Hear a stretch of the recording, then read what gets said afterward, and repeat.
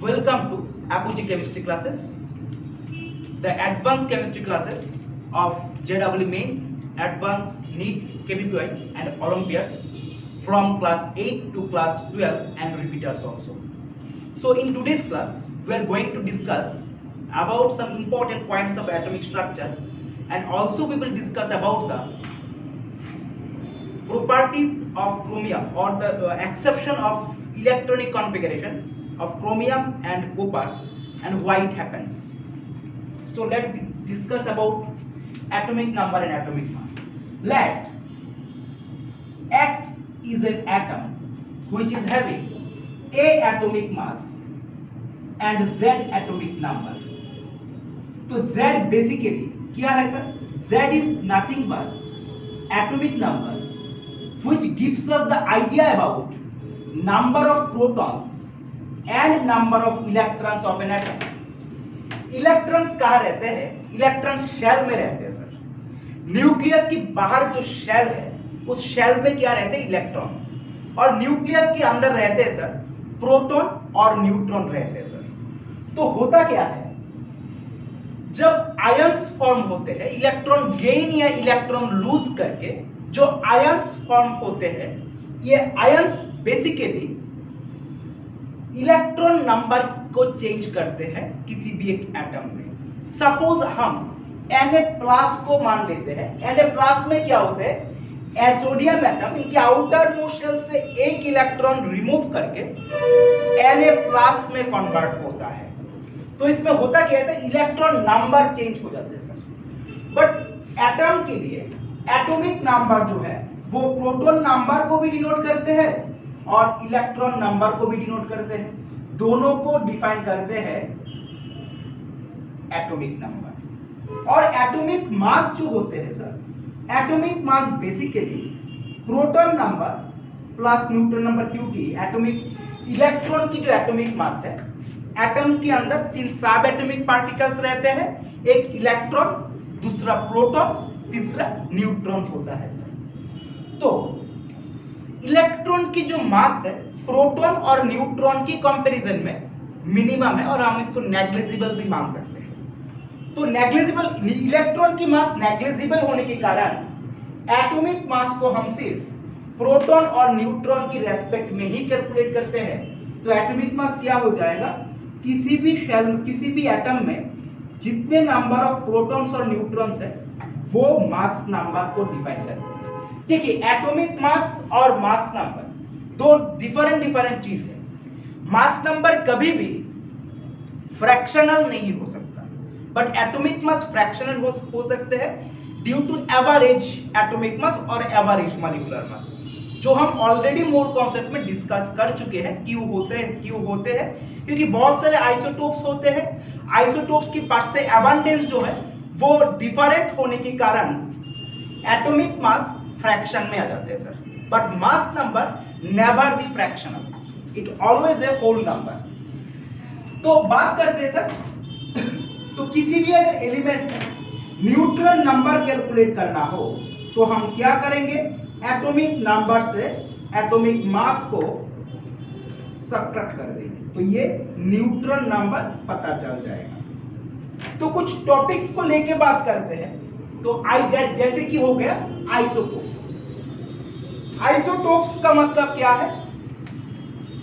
जब किसी भी एटम की सपोज मान लीजिए हाइड्रोजन हो गया.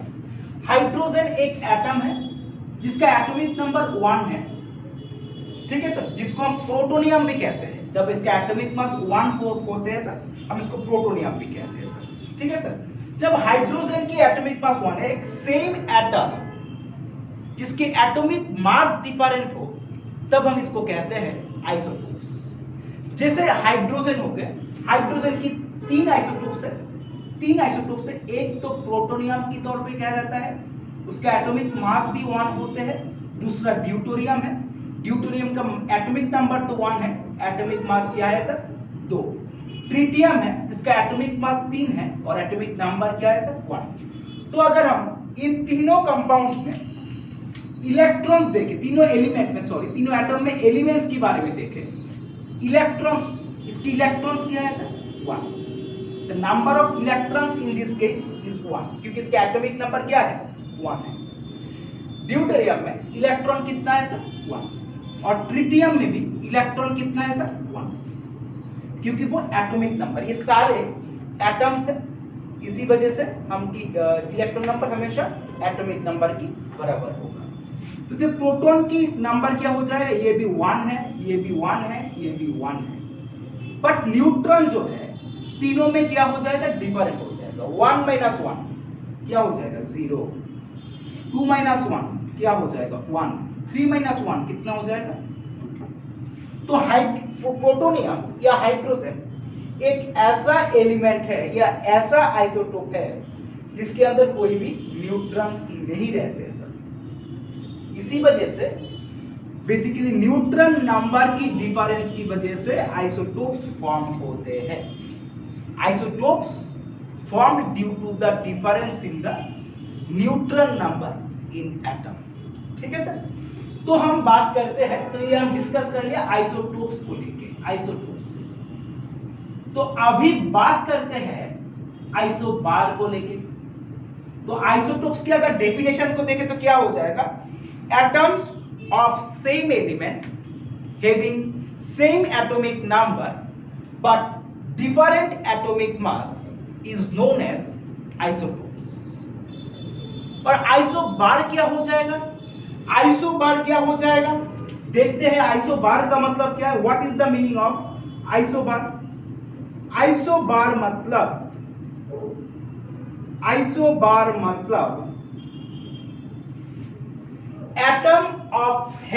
atoms having same atomic mass but different atomic number.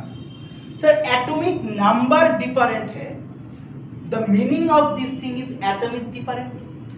Suppose मान लेते हैं हम एक पोटेशियम ले लेते हैं या तो फिर एक आर्गन ले लेते हैं और एक कैल्शियम ले लेते हैं. आर्गन की एटॉमिक नंबर क्या है सर? 18. कैल्शियम की एटॉमिक नंबर क्या है सर? 20. कैल्शियम की एटॉमिक मास क्या है सर? 40. आर्गन की भी एटॉमिक मास कितना है सर? 40. तो ये दोनों तो डिफरेंट एटम है बट इनकी एटॉमिक मास क्या है सर? सेम. इसी वजह से ये दोनों को हम क्या कहेंगे?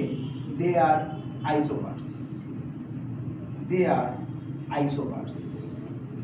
They are isobars of each other. ठीक है. नेक्स्ट टॉपिक को लेके बात करते हैं आइसो इलेक्ट्रॉन. आइसो इलेक्ट्रॉन और iso electronic species. Iso electronic species.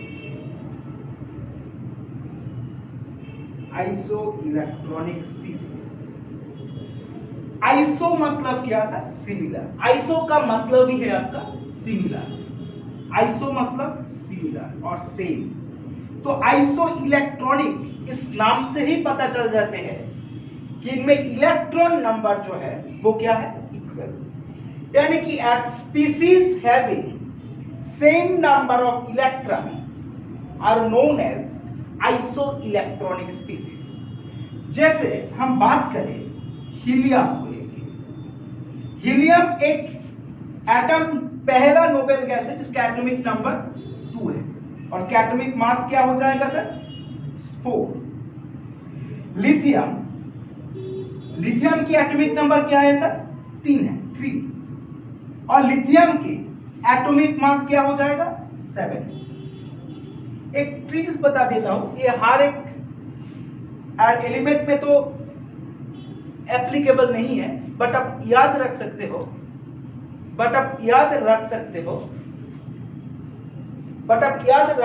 इसमें कि जब इवन नंबर ऑफ जिस एलिमेंट की एटॉमिक नंबर सारे एलिमेंट में वो एप्लीकेबल नहीं है.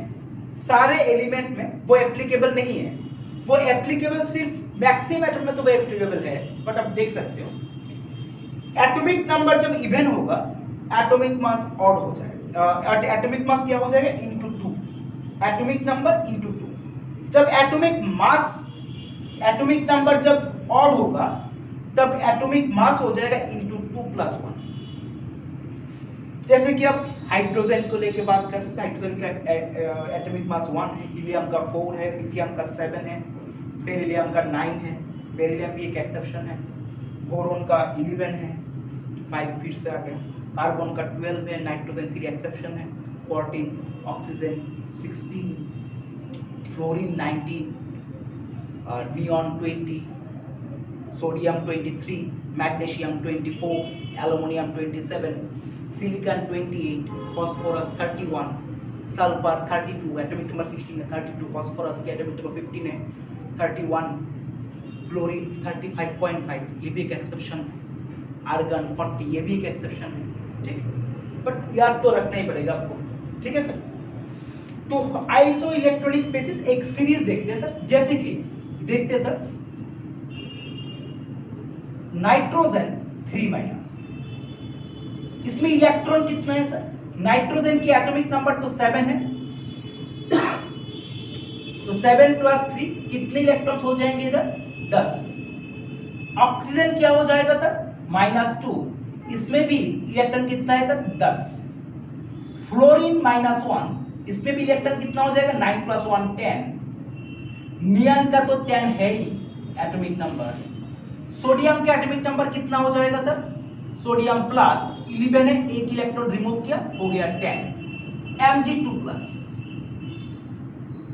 इसमें 12 इलेक्ट्रॉन थे, 2 इलेक्ट्रॉन रिमूव कर दिए, इलेक्ट्रॉन नंबर कितना है, 10। एल्युमिनियम 3+, कितना है सर, कार्बन 13 था एटॉमिक नंबर, 3 इलेक्ट्रॉन को रिमूव किया, हो गया 10, ठीक है सर। तो ये सारे जो है, ये सारे एक सीरीज है आइसो इलेक्ट्रॉनिक स्पीसीज की, सारे आइसो इलेक्ट्रॉनिक स्पीसीज की एक सीरीज है, आइसो इलेक्ट्रॉनिक स्पीसीज की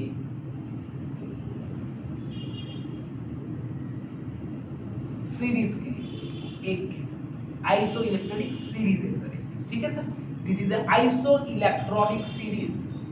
अब अगर अच्छे से देखेंगे, this one is iso electronic series, सारे में इलेक्ट्रॉन नंबर क्या हो जाएगा, इक्वल हो जाएगा, ठीक है सर। नेक्स्ट पॉइंट देखते हैं सर, चलो आइसोस्टार, नेक्स्ट एक पॉइंट देखते हैं, आइसोस्टार। आइसोस्टार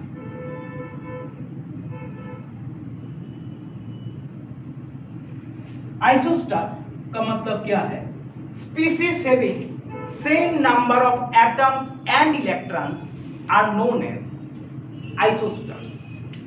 जैसे कि हम CO2 और NO2 के बारे में बात करें, CO2 और NO2 के बारे में बात करें, CO2 में क्या है, इसमें कार्बन की नंबर 1, कार्बन 1 है, कार्बन की एटॉमिसिटी 1 है, ऑक्सीजन की एटॉमिसिटी 2 है, तो टोटल मॉलिक्यूलरिटी कितना है CO2 का, 1 + 2 that means 3। और इसमें भी टोटल नंबर ऑफ एटम्स कितना है, nitrogen 1, oxygen 2, total number of atoms कितना है sir, 3।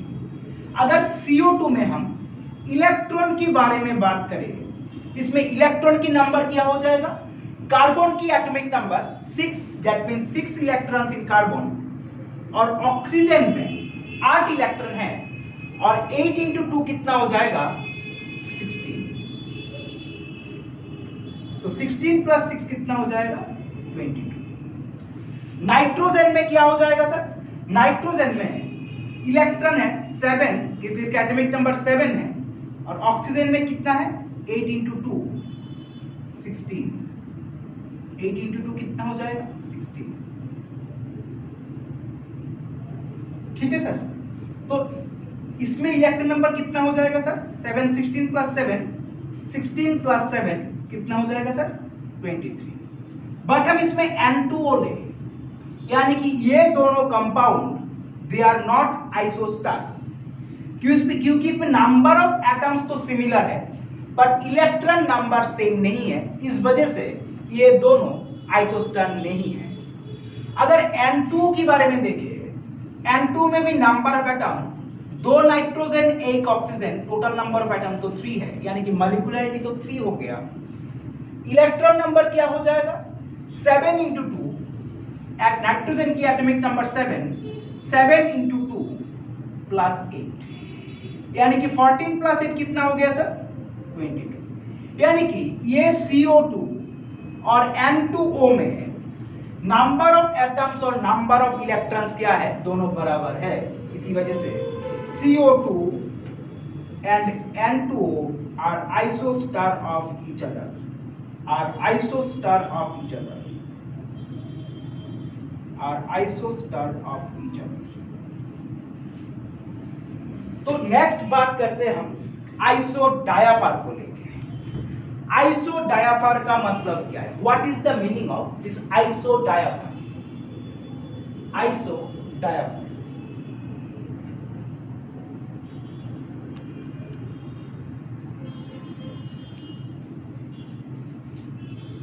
what is the meaning of this isodiaphragm?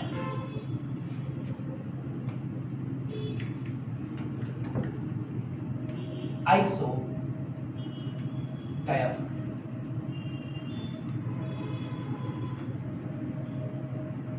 Isodiapher का मतलब क्या है, what is the meaning of isodiapher? Species having same number of neutron minus proton. Species having इसको थोड़ा अच्छे से समझना। Species having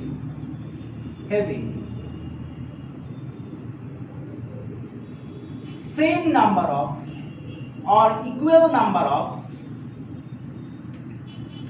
neutron minus proton is known as आइसोडायाफर।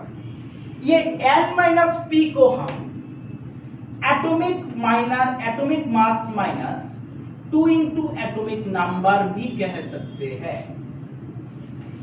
कैसे कह सकते हैं सर? देखिए, एटॉमिक मास का मतलब क्या है, न्यूट्रॉन प्लस प्रोटॉन कह सकते हैं। इसको क्या कह सकते हैं सर? न्यूट्रॉन प्लस प्रोटॉन कह सकते हैं सर, ठीक है सर। बट इससे जब हम 2 इंटू जेड का मतलब क्या है, 2 इंटू नंबर ऑफ प्रोटॉन, क्योंकि proton atomic number proton number को भी डिफाइन करते हैं। अगर हम n प्लस p से 2p को सब्ट्रैक्ट करेंगे तो आंसर क्या आ जाएगा? आंसर आ जाएगा n माइनस p। तो दोनों क्या है, इक्वल है। जैसे कि हम कार्बन और नाइट्रोजन को लेके बात करेंगे, कार्बन और नाइट्रोजन को लेके बात करते हैं।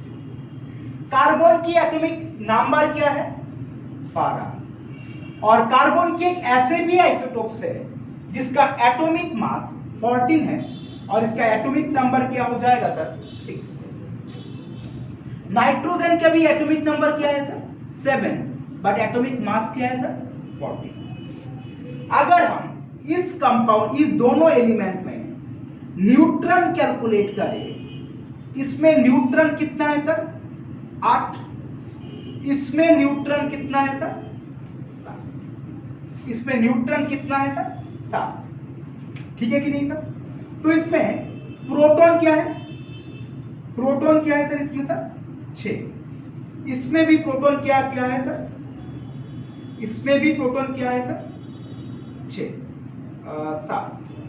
तो n माइनस p क्या हो जाएगा इसमें सर, इसमें हो जाएगा 2, इसमें हो जाएगा 0। मतलब ये दोनों एक दूसरे की आइसोडायाफर नहीं है। तो हम कार्बन की दूसरा आइसोटोप्स लेते हैं 12। कार्बन का एटॉमिक नंबर क्या है सर, 6। नाइट्रोजन का एटॉमिक नंबर क्या है सर, 7। मास नंबर क्या है सर, 14। न्यूट्रॉन क्या हो जाएगा इसका, 6, 12 माइनस 6।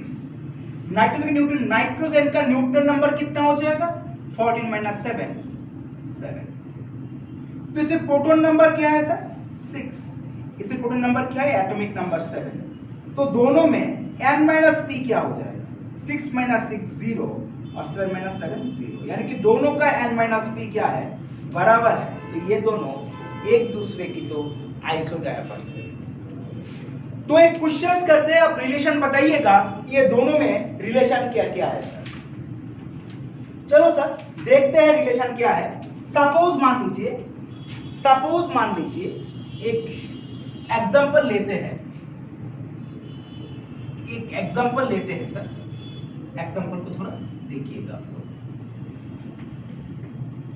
देखिए सर, x एक एलिमेंट है, एक अननोन एलिमेंट है, x की एटॉमिक नंबर z है और x की एटॉमिक मास क्या है सर, p।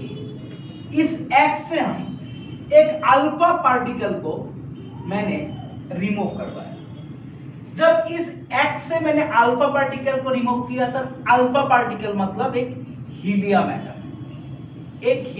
है, जिनकी एटॉमिक नंबर 2 है और एटॉमिक मास क्या है सर, 4। जब इसका एटॉमिक नंबर 2, एटॉमिक मास 4 है, ये कंपाउंड क्या बनेगा, Xa-4 और Z-2, एक नया कंपाउंड फॉर्म हुआ। इसको हम कहते हैं पेरेंट न्यूक्लाई और इसको कहते हैं सर डॉटर न्यूक्लियस। तो इसको कहते हैं पेरेंट न्यूक्लियस,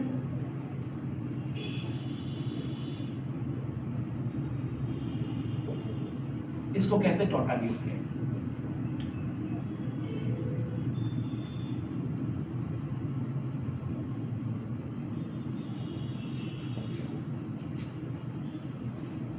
ठीक है सर।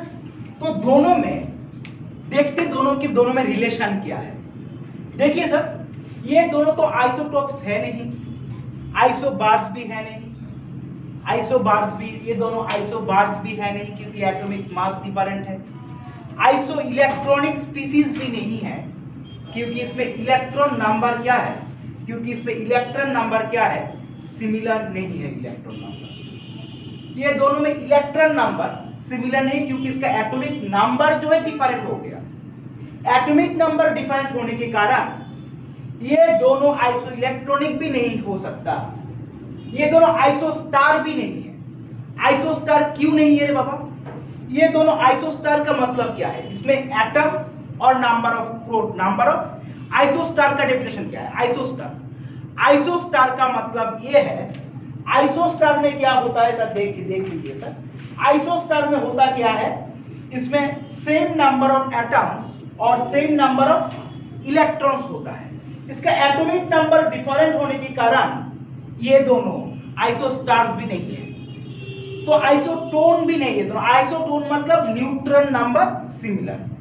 देखिए a माइनस जेड हो जाएगा, ये इसका न्यूट्रॉन नंबर, अगर न्यूट्रॉन नंबर देखें तो a माइनस जेड हो जाएगा, इसका neutron number a minus 4 minus Z minus 2। तो 4 से अगर 2 सब्ट्रैक्ट करेंगे तो कितना रहेगा, 2 रहेगा। इसका न्यूट्रॉन नंबर रहेगा a माइनस जेड माइनस 2 रहेगा, यानी कि न्यूट्रॉन नंबर भी दोनों में सेम नहीं है, यानी कि ये दोनों आइसोटोन भी नहीं है। तो देखते हैं इन दोनों का न्यूट्रॉन और प्रोटॉन के बीच में अंतर क्या है। इसमें न्यूट्रॉन कितना है सर, a माइनस जेड, और प्रोटॉन कितना है सर, और से प्रोटॉन कितना है सर, माइनस जेड हो जाएगा प्रोटॉन। तो फिर इसमें a माइनस 2z हो जाएगा, a माइनस 2z हो जाएगा इसमें n माइनस p वैल्यू। और इसमें क्या हो जाएगा, इसमें न्यूट्रॉन नंबर कितना हो जाएगा, a minus 4, atomic mass minus atomic number minus z minus 2, minus z minus 2, minus of minus plus हो जाएगा, माइनस प्रोटॉन नंबर, यानी कि ये हो गया आपका n, और सब्ट्रैक्ट क्या करना पड़ेगा, p का वैल्यू क्या है, z minus of minus plus 2। तो ये दो 4 कैंसिल, तो रहेगा क्या सर, ये हो गया प्रोटॉन, ये हो गया न्यूट्रॉन और ये हो गया प्रोटॉन। तो बचेगा क्या सर, a माइनस 2z, यानी कि ये दोनों कंपाउंड में, ये दोनों पेरेंट और डॉटर न्यूक्ली में हुआ क्या है, इसमें n माइनस p वैल्यू जो हुआ, दोनों क्या हुआ सर, बराबर हुआ। दोनों बराबर होने के कारण इसको हम क्या बोलेंगे, आइसोडायाफार बोलेंगे। ये दोनों एक दूसरे की आइसोडायाफार्स है। तो मैंने आइसोटोन क्या बताया, शायद आइसोडायफर समझ में आ गया होगा आप लोग को। तो बात करते हैं हम आइसोटोन को लेके। तो आइसोटोन का मतलब क्या है, स्पीसीज हैविंग। आइसोटोन का मतलब क्या है, species having same number of neutron, species having same number of neutrons, same number of neutrons, same number of neutrons,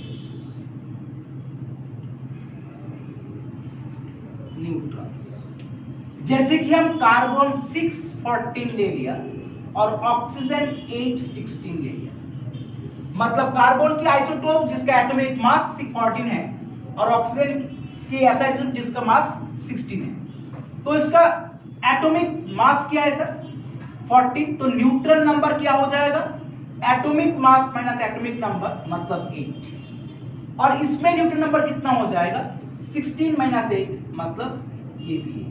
दोनों की न्यूट्रॉन नंबर सेम होने के कारण हम एक दूसरे की आइसोटोन कहेंगे। ठीक है सर। तो अभी एक्सेप्शन इन इलेक्ट्रॉनिक कॉन्फ़िगरेशन छोड़ के बाकी सारे टॉपिक्स हमने क्लास में कवर कर चुके हैं एटॉमिक स्ट्रक्चर्स की। श्रोडिंगर की रिजल्ट जो है, कैलकुलेशन ऑफ श्रोडिंगर इक्वेशन, मतलब एंगुलर वेव फंक्शन क्या क्या है, रेडियल वेव फंक्शन क्या क्या है, नोड्स क्या होते हैं, कहाँ से नोड्स आते हैं, ये प्रीवियस लेक्चर्स में मिल जाएंगे आप लोगों को। ठीक है सर। तो अभी डिस्कस करते हैं हम नया टॉपिक को लेके, कॉन्फ़िगरेशन में चेंजेस क्यों होते हैं सर। क्रोमियम और कॉपर या जितने भी एक्सेप्शन है कॉन्फ़िगरेशन में, वो किस लिए आते हैं सर। देखिए कॉन्फ़िगरेशन बेसिकली कैसे आते हैं सर, हम अबाउट प्रिंसिपल से ऑलरेडी कर चुके ये वाले टॉपिक, तो फिर भी हम लोग एक बार देख लेते हैं। देखिए अबाउट प्रिंसिपल के अकॉर्डिंग जो सबशेल्स आते हैं वो कैसे आते हैं सर। पहले आते हैं 1s, उसके बाद आते हैं 2s, उसके बाद 3s, सॉरी 2s के बाद आते हैं 2p, सॉरी 2p, उसके बाद 3s, उसके बाद 3p, उसके बाद 4s, उसके बाद 3d, उसके बाद 4p, 5s, 4d, 5p, 6s, 4f, 5d, 6p, 7s, 5f, 6d and 7p। अगर देखेंगे पहला डी ब्लॉक एंटर करते हैं 4th पीरियड पे, पहली बार एफ ब्लॉक एंटर करते हैं 6th पीरियड पे। देखिए sir 6th period 4th period पे जब डी ब्लॉक एंटर हुआ, इसमें शेल नंबर क्या है सर, n-1। देखिए ये अगर n है, 4 अगर n है, ये क्या हो जाएगा सर, n-1। और n-1 शेल को हम क्या कहते हैं सर, पेनल्टीमेट शेल कहते हैं। इसको अगर बैलेंस शेल कहेंगे या आउटर मोस्ट शेल कहेंगे, इस 3 को कहेंगे पेनल्टीमेट शेल। और 6th पीरियड में जो एफ ब्लॉक एंटर होते हैं, अगर 6th बैलेंस शेल है यानी कि n है, तो ये क्या हो जाएगा सर, n-1, n-2। देखिए सर, तो s सबशेल और p सबशेल की जो पीरियड है, जो शेल नंबर है, ये दोनों बराबर है। देखिए सर दोनों बराबर होता है हमेशा, दोनों बराबर होते हैं हमेशा, दोनों बराबर होते हैं हमेशा। बट डी ब्लॉक जो आते हैं, डी ब्लॉक में क्या होते हैं सर, n-1। एफ ब्लॉक में क्या आते हैं सर, n-2। पी ब्लॉक में क्या होते हैं सर, एस ब्लॉक की जो सबशेल है, यानी कि पीरियड अगर कैलकुलेट करेंगे पीरियडिक टेबल में, 4th पीरियड पे जो अगर 4s रहेगा तो p भी कौन से सबशेल में रहेगा, 4p। बट d कौन से सबशेल का होगा सर, 3rd शेल का होगा, 3d होगा। अगर f सबशेल की बात करें 6th पीरियड में, 6 शेल की s सबशेल, 6 शेल की p सबशेल, बट 6 माइनस 1 मतलब n-1 शेल की d सब शेल और n-2 शेल की f सब शेल। देखिए पहले आता है 6s और p n शेल की d n-1 और f क्या होते हैं sir n-2। d block enter करते हैं 4th पीरियड में, f ब्लॉक एंटर करते हैं 6th पीरियड में, याद रखना हमेशा। तो कॉन्फ़िगरेशन देखते हैं, जैसे कि हम पहले आयरन की कॉन्फ़िगरेशन करते हैं। आयरन की एटॉमिक नंबर क्या है 26 अगर है आयरन की एटॉमिक नंबर, तो कॉन्फ़िगरेशन क्या हो जाएगा 1s2 2s2 2p6 3s2 3p6 4s2 3d6। But हम अगर क्रोमियम को लेके बात करें, क्रोमियम की एटॉमिक नंबर क्या है 24। कॉन्फ़िगरेशन क्या होना चाहिए था इसमें, पहला 1s आएगा, सेकंड में 2s, थर्ड में 2p, फोर्थ में 3s2, देन 3p6, हो जाना चाहिए था 4s2 और 3d4 हो जाना चाहिए था। क्यों हो जाना चाहिए था सर ऐसा, क्योंकि रूल्स अकॉर्डिंग टू रूल्स तो यही आते हैं, ठीक है ना। पहले लोअर एनर्जी शेल फुलफिल होगा, उसके बाद हायर एनर्जी शेल में जाएगा। तो 3D अगर कॉन्फ़िगरेशन देखें तो क्या हो जाएगा 3D की कॉन्फ़िगरेशन कुछ इस तरीके से हो जाएगा। 3D की configuration 1 electron 2 electron 3 electron 4 electron, मतलब 4 अनपेयर्ड इलेक्ट्रॉन्स है इसमें। और s में कितने अनपेयर्ड इलेक्ट्रॉन्स है सर, s में 2 पेयर्ड इलेक्ट्रॉन्स है। सर एक तो स्टूडेंट है, ठीक है तो दो इलेक्ट्रॉन्स है सर। तो बेसिकली क्या हो जाएगा, ये कॉन्फ़िगरेशन बेसिकली गलत है। तो कॉन्फ़िगरेशन हो क्या जाएगा सर, कॉन्फ़िगरेशन हो जाएगा ऐसे 1s2 2s2 2p6 3s2 3p6 4s1 और 3d5। अब जाके थोड़ा बोलिएगा 10 मिनट वेट लेंगे, ठीक है। 3d5 तो बेसिकली होता क्या है, 4s1 में एक अनपेयर्ड है और 3d5 में 5 अनपेयर्ड हो गए, यानी कि ये एक हाफ फिल्ड सब शेल बन गया, ये एक हाफ फिल्ड सब शेल बन गया। ये क्यों हुआ सर, एक तरीका बताते हैं आपको। मान लीजिए मेरे सामने अभी मेरे स्टूडेंट्स बैठा हुआ है, उसको मैंने बोला कि भाई मैं थोड़ा घूम के आता हूँ आध घंटा के लिए, आप थोड़ा बैठिए इधर। और आपको बिठा के मैंने पिज्जा दे दिया, बर्गर दे दिया, सैंडविच दे दिया, जितने सारे खाना वाना दे के चला गया मैंने। आप लोग भी सुबह से कुछ नहीं खाए थे, 7-8 घंटा का मैराथन क्लास चल रहा था, बच्चे लोग बैठे हुए थे, बहुत भूखे थे इन लोग। मैंने बोला कि चलो भाई बच्चे लोग बहुत देर से बैठे हुए इधर, तो खाना देता हूँ इन लोग को, कुछ बर्गर दे दिया, सैंडविच दे दिया, पिज्जा दे दिया।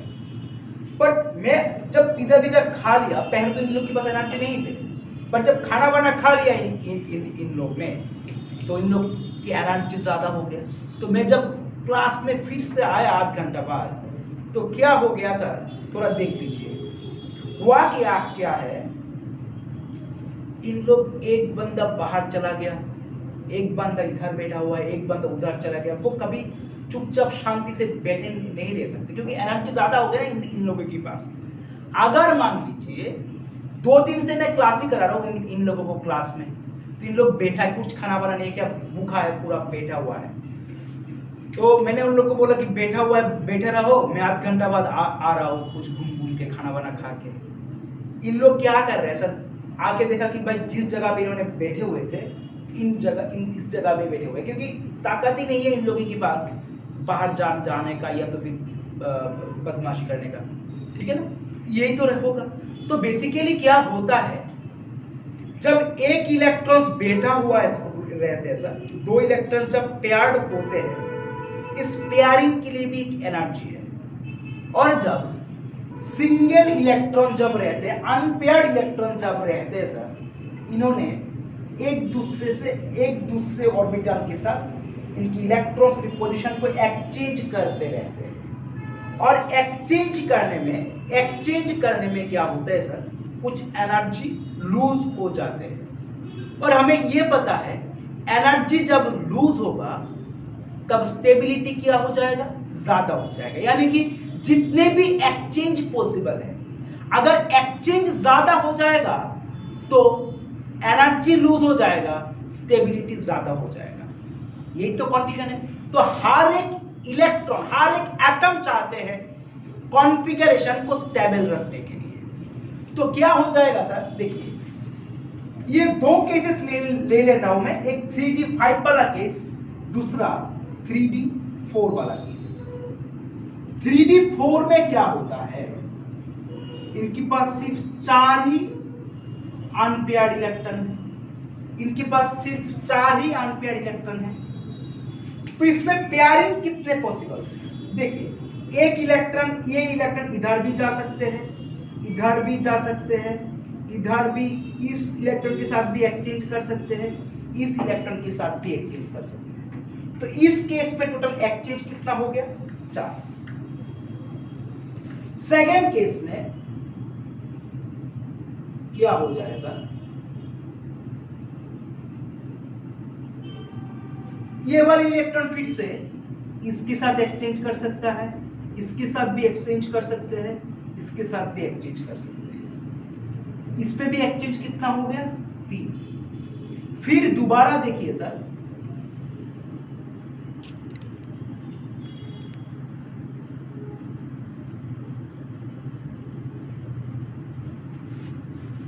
फिर ये वाले इलेक्ट्रॉन इधर एक्सचेंज कर सकते हैं, इधर एक्सचेंज कर सकते हैं। इसमें फिर से एक्सचेंज कितना हो गया सर, 2। तो ये कोई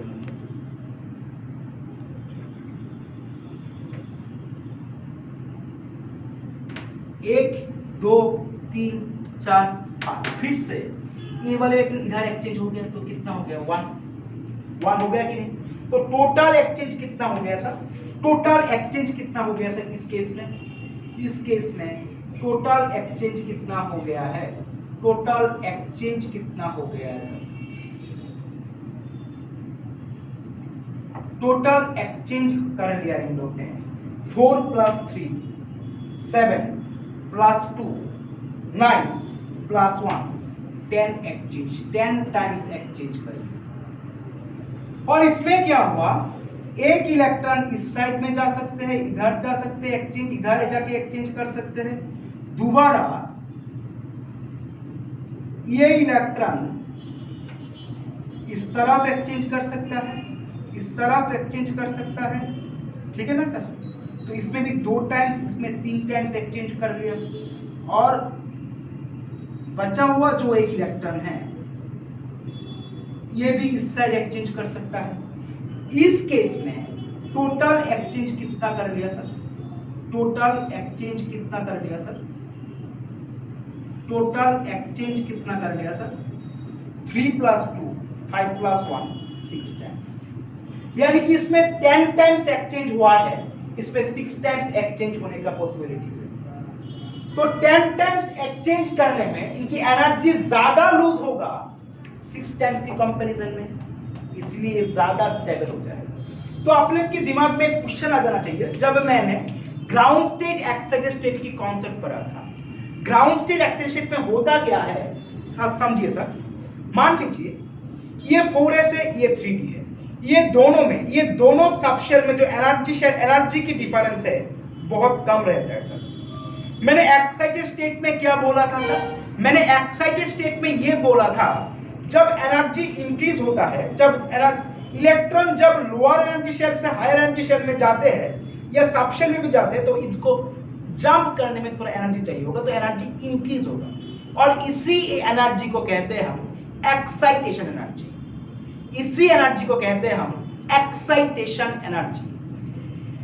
बट इन दिस केस में ये दोनों के बीच में इलेक्ट्रॉन की एनर्जी डिफरेंस इतना कम है, एक्साइटेशन के लिए जितना एनर्जी इंक्रीज हो रहा है एक्सचेंज होने में इससे ज्यादा एनर्जी लूज हो रहा है, यानी कि टोटल एनर्जी लूज हो रहा है, यानी कि स्टेबिलिटी इंक्रीज हो रहा है। ठीक है सर। तो आप लोग एक क्वेश्चन तो मुझे पूछ सकते हो, ठीक है। कॉपर की पहला एग्जांपल देख लेते हैं, कॉपर की एग्जांपल। इसी वजह से क्रोमियम का जो क्रोमियम के जो इलेक्ट्रॉनिक कॉन्फ़िगरेशन है ये नहीं शो करते, ये शो करते ये वाले कॉन्फ़िगरेशन। तो दूसरा देखते हैं कॉपर की कॉन्फ़िगरेशन। दूसरा हम कॉपर की कॉन्फ़िगरेशन देखते हैं सर। कॉपर की कॉन्फ़िगरेशन क्या हो जाएगा? कॉपर की कॉन्फ़िगरेशन हो जाना चाहिए था 1s2, एटॉमिक नंबर 29 है, 1s2, 2s2, 2p6, 3s2, 3p6, 4s2 और 3d9 हो जाना चाहिए था, बट ये नहीं शो करते हैं। ये शो करते हैं 1s2, 2s2, 2p6, 3s2, 3p6, 4s1 और 3d10। ये शो करते हैं ऐसा configuration. This will show this type of configuration. क्यों होता है सर? देखिए D10 में होता क्या है, देखिए नंबर ऑफ एक्सचेंज कैलकुलेट करने के लिए, नंबर ऑफ एक्सचेंज कैलकुलेट करने के लिए एक दूसरा फॉर्मूला भी है। नंबर ऑफ एक्सचेंज कैलकुलेट करने का दूसरा फॉर्मूला जो है वो है n into number of exchange calculate करने का एक फॉर्मूला भी होता है।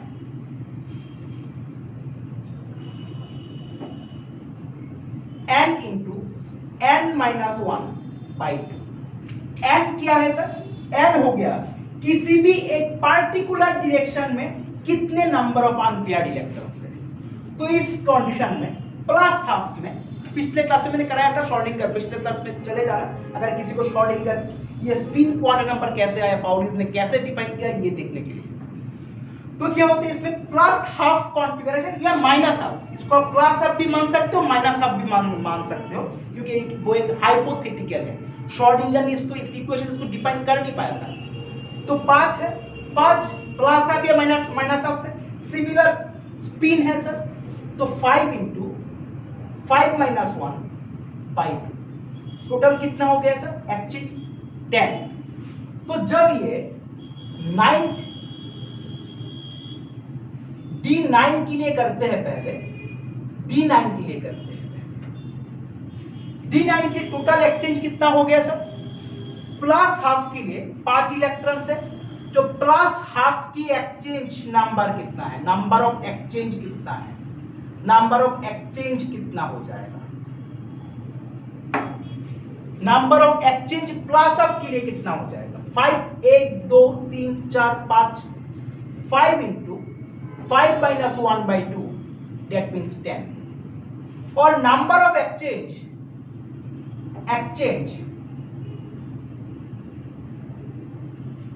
माइनस हाफ के लिए कितना हो जाएगा? फॉर माइनस हाफ कितने माइनस के लिए? 1 2 3 4 स्पिन सिमिलर साइड में है, तो 4 into 4 minus 1/2 that means 4 into 3 divided by 2 that means 6। ठीक है सर। तो टोटल स्पिन कितना हो गया इसमें? टोटल एक्सचेंज कितना हो गया इस केस में सर? टोटल एक्सचेंज कितना हो गया इस केस में सर? 16 हो गया सर। अगर D10 हो जाता, अगर कॉन्फ़िगरेशन ये इसके लिए अगर पकड़ू है, इसके लिए अगर पकड़ू है, तो देखते हैं सर क्या हो जाएगा, क्या हो जाएगा। थोड़ा चेक कर लेते हैं एक बार, थोड़ा चेक कर लेते हैं एक बार इसके लिए क्या हो जाएगा।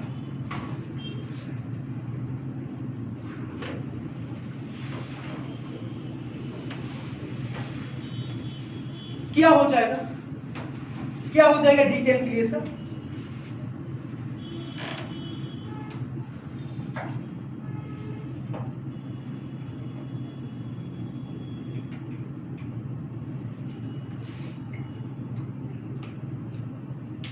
क्या हो जाएगा सर D10 के लिए सर? थोड़ा देखते हैं, थोड़ा चेक करते हैं sir. Number of exchange for plus half, for plus half. 5 electron है ना, 5 पॉजिटिव, 1 2 3 4 5 है। 5 इंटू 5 माइनस 1 बाई 2 यानी कि टोटल 10 है। Number of exchange for minus half, ये भी कितना हो जाएगा, 10 ही हो जाएगा क्योंकि 5 है। 5 इंटू 5 माइनस 1 मतलब 5 इंटू 4 बाई 2, दैट मीन्स ये भी 10 हो जाएगा। टोटल एक्सचेंज कितना हो गया, 20। अभी देखिए इसमें होता क्या है, पेयरिंग जब करेंगे हम, पेयरिंग करने के लिए भी एक दूसरे को क्या करेगा, रिपेल करेगा। दोनों सिमिलर चार्ज इलेक्ट्रॉन है तो इसमें एक पेयरिंग एनर्जी भी ऐड होगा। तो ये एक्सचेंज एनर्जी जब ज्यादा हो गया, एक्सचेंज एनर्जी ज्यादा हुआ मतलब एक्सचेंज होने में ज्यादा एनर्जी लूज होगा। इस कंडीशन में एनर्जी लूज होगा तो एनर्जी घटेगा, स्टेबिलिटी इंक्रीज होगा। समझ में आया सर? बट आप लोग अभी एक केस तो पूछ सकते हो आप लोग मुझे, सर तो फिर काल से कार्बन की जो कॉन्फ़िगरेशन किया था हम लोग, कार्बन की एटॉमिक नंबर क्या है 6, 1s2 2s2 2p2 है। और फ्लोरीन की जो कॉन्फ़िगरेशन है ये फुलफिल हो गया। देखिए ये हाफ फिल, ये फुल फिल। क्रोमियम के लिए क्या हुआ, तो दोनों हाफ फिल हो गया था। यानी कि हाफ फिल हमें पता है, ऑलरेडी कर चुके हैं क्लास में, फुल फिल की स्टेबिलिटी ज्यादा होगा सबसे ज्यादा, उसके बाद हाफ फिल, उसके बाद पार्शियली फिल। ठीक है ना सर? तो क्या है, आप लोग तो कहोगे सर तो फिर इस केस में भी दोनों को हाफ फिल कर देंगे, यानी कि कॉन्फिडेंस काल से हम इसको नहीं लिखेंगे, ऐसे कॉन्फिगरेशन नहीं करेंगे कार्बन का, हम करेंगे 1s2 2s1 2p6 2p3। और फ्लोरीन की कॉन्फिगरेशन क्या है, 1s2 2s2 2p5। आप लोग बोलोगे सर आप नहीं सर ये गलत है, हम कल से ऐसे करेंगे 1s2 2s1 2p6। ये तो बोलोगे, बट ये कभी नहीं करेंगे क्योंकि फर्स्ट पी सबशेल में सिर्फ 3 ही ऑर्बिटल्स रहते हैं। अगर ऑर्बिटल्स कम है तो नंबर ऑफ एक्सचेंज भी तो कम होगा ना, यानी कि इलेक्ट्रॉन को रिमूव उठाने के लिए हायर एनर्जी सबशेल में लेके जाने के लिए भी एनर्जी चाहिए होगा, जिसको हम कहते हैं एक्साइटेशन एनर्जी। और इधर एक्सचेंज एनर्जी कितना, सिर्फ 3 एक्सचेंज मिल रहा है सर। देखिए इस केस में, और ये इधर एक बार जाएगा, टोटल 3 एक्सचेंज।